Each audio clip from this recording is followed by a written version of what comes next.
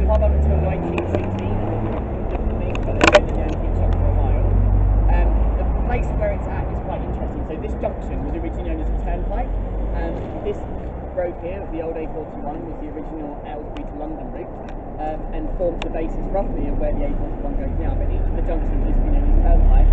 This was one of the busiest ones because of the train station and the canal. So this was one of the most popular pubs in Hebble outside of the old town. So, can I carry around the back? Sure. Yeah.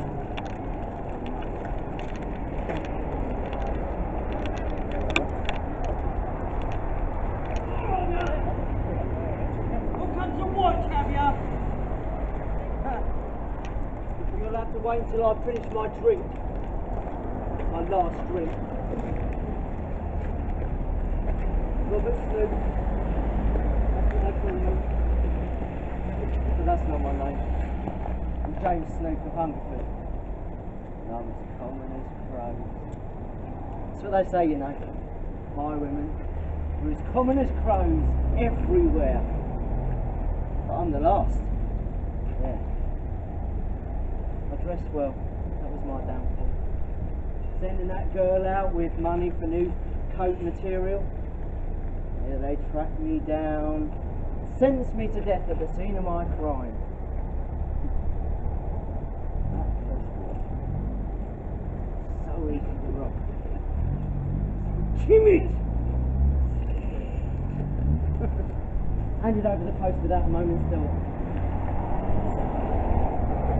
11th of March 1802, I was hanged, just over there. I offered them my watch, you know, to ensure a proper burial, but a whole day they left me just hanging there like some old piece of meat for the crows and the flies to feast on. It wasn't until the next day they cut me down and laid my broken old body under them all. Stones.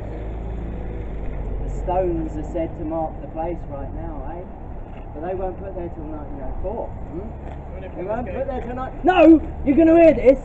They had to put those there to stop people digging up my bones. Can you imagine that? This way, come on. That's not even where I really am. I could be anywhere right now. I could be right here. But go on then, clear off. Leave me to what piece I've got left. We can have them after they come along.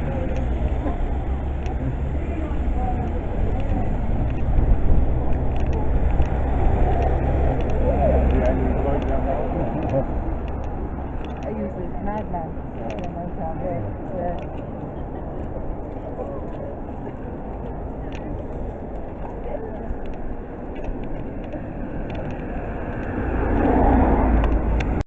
So do you remember where I said the blue sign was? Yeah. Yeah. This was the gatehouse for the house that was originally Boxmoor House before it was turned into a school. So it just gives you an idea. That was the far right-hand corner. This was the bottom left-hand corner. So it gives you an idea of how big the property was. But I still needed to keep in mind the blue sign. Okay. So what we're going to do is we need to cross over this road and then walk along under the train track. Just be careful, because there is a point where the road gets really narrow and we have had people being clipped by car boom roads before, so please be careful. Oh, God. But you should be fine. Keep your hands and your arms in and you'll be alright.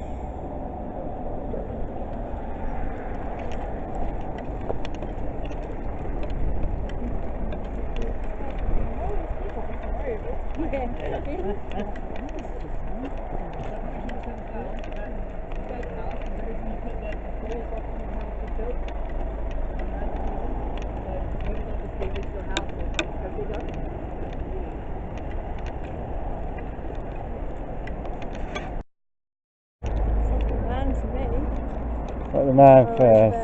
Yeah, the woman, then got the man.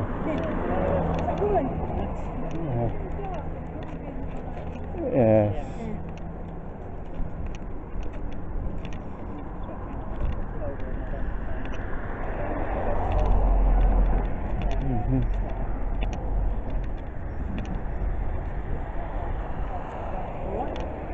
Right.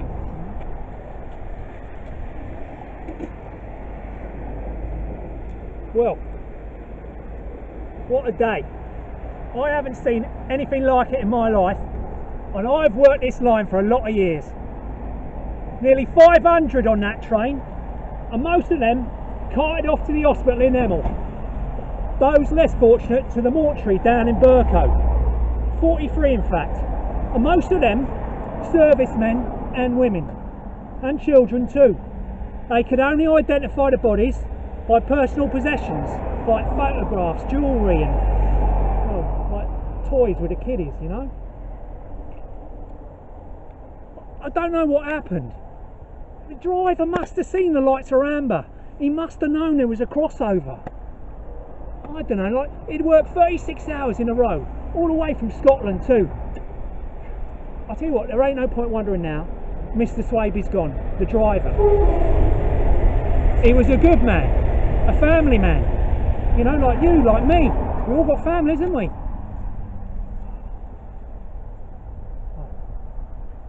I tell you, so many people came. 30th of September 1945. Fire service, St John's Ambulance, British Red Cross, all coming through this field, right? The train all down there, mangled up. I tell you, my mate Bert said one of the ambulances came through this field so fast, the mangle words all shot up in the air like grenades. It's like, duck and cover, lads. It was like, well, it was like the war all over again. You know, you're fighting the war and you come home and you die in a field in Hemel. I don't know, it ain't right. Look, I'm blabbering on. My name's Harry Nash. It's been a pleasure to meet you all. It ain't so bad on the other side. Look forward to seeing you all there sometime, a long time in the future, I hope. So, we'll meet again. Don't know where, don't know when, but I know.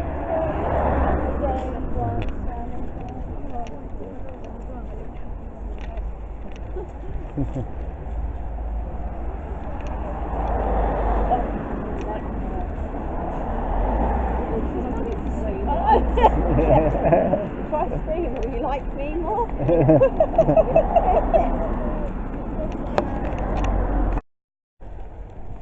I never did It that. is a It'd be interesting to see how it all works and how they Yeah. actually. I think they do still have open days and stuff, don't they? yeah, they must do. Oh, sorry. I walk down here at night, it's not fun. Like I live in the moors here. It can't be any worse than walking through the woods. Yeah. What do you tell you about here? Firstly, obviously, still on Boxmoor land. It's in a rough. I'm going to be walking up there, which we're not going to do. You see where the crane is in the distance, and then the sort of the trees in front of it, but a lot closer. Roughly where that tree is, on the other side of the canal, stood a massive lumber mill originally. To give you an idea of the size of it, it employed 300 people locally. Again, for its time, that was a massive train. So for those of you that have been on the Old Town Walk, can anyone tell me what the other two trades were that I talk about, just to prove you were listening when I did? So Hemel Hempstead had 4 trades, one of them failed Paper. massively. One of them was lumber, yep. Paper. Paper, nope. Yes, it was. I live here and it was. There were three staple trades. One was timber. Hem. Nope. Press, apparently. Cress. And one more in the Old Town. Hay. Straw, yeah. Oh, hay. It did have a small business with chalk, but it didn't go very well. Every mine they excavated collapsed. So does everyone know where Rough Down Common is on the other side of the station? There are caves still there, but every time they tried to go too deep, then they were great at storing stuff and making straw, but not very good at digging. The caves are still there, but they are now an area of conservation, and they're bat caves. Actual bat caves. They were declared an area of scientific interest in 1998. So you now can't go in them at all because they are home to the bats. But the lumber mill, anyone want to hazard a guess at what happened to it? Burned down. It did burn down. But yeah, that's roughly where it was. So all we're going to be doing is just following the pathway up a little bit, but we're going across to the moor, just on the opposite side of the pub. So follow me, you should be absolutely fine. There's no mud, we'll be alright. It's originally called Boxmoor Station, where it was changed in the outside. So it was on the original main line from London to Birmingham, which was the first main line in the country. Boxmoor station was originally opened in 1837. When the railway was built from London to Birmingham, it was the country's largest civil engineering project at that time. It was a really massive feat. It wasn't until 1963 that it was changed to Hemel Hempstead station. So has everyone local heard of the Nicky line? Yeah? The Nicky line's awesome. Has anyone walked it? Or what's left of it? Yeah. We're trying to do a walk based on the Nicky line, but it's even longer than this. So there was a single track sideline which went from here to Harpenden and Redbourne, which is known as the Nicky line. There is a reason Hemel Hempstead station is exactly 1 mile away from the old town, which is obviously the new town originally. There was a gentleman, Sir Astley Cooper, who owned a massive house in David's Park, and he basically didn't want the station running through his garden. I mean, who would want a train station running through the garden? So that's why the station is exactly a mile away from the old town. Now been changed to Hemel, but it was originally Boxmoor with the Nicky line, just as a side spare. That's bad. That's why it's not prices for. Blue sign. Remember the blue sign? Just behind these trees is where the opposite corner of the Roman villa was. That shows you how big it was. And that doesn't mean that the actual villa itself was that big, but that was the compound in which all the buildings were.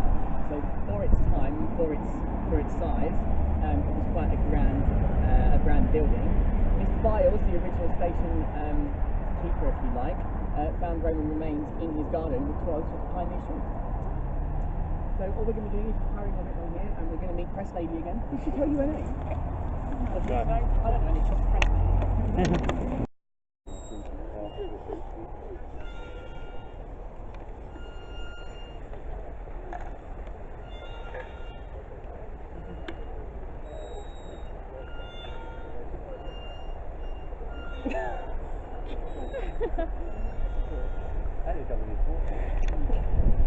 It fits in with the whole ghost thing. It does, actually.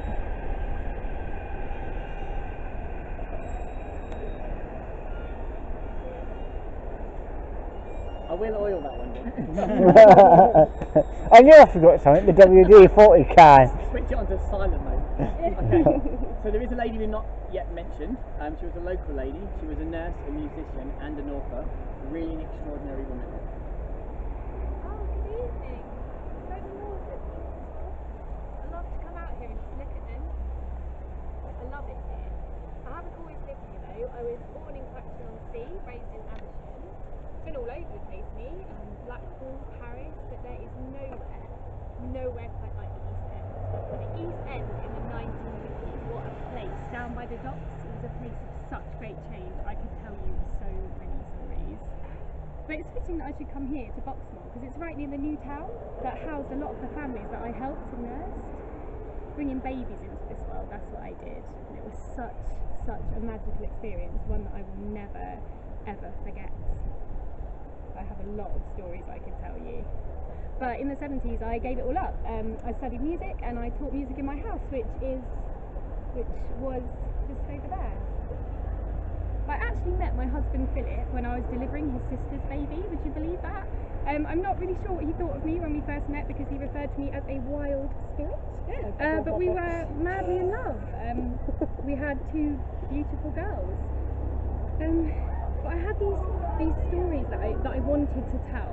I felt that my time as a midwife in post-war London, people needed to hear those stories, but I'd never written anything like it before.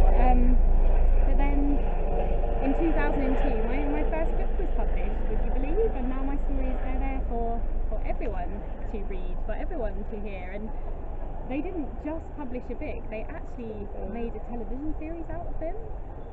I never saw the final programme, but I'm confident that they serve my memories very, very well. Does anyone know who this lady is? Or the midwife. Yeah. It's Jennifer Webb. She passed away peacefully in her home in 2011. I think it was a library every 2 years do like a display of all of her work and stuff like that. And this year coming in November, I think is when the next one is. So if you ever get the opportunity to go down, her daughters and her husband are usually down there as well. But it's really interesting. She's a local lady, so let's follow me.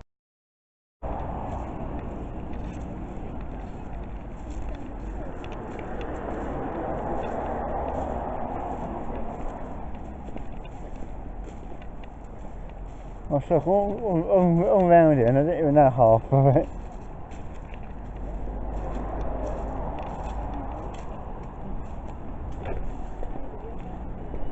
Quickly, car. Sit. Yeah, sure, I'll try some.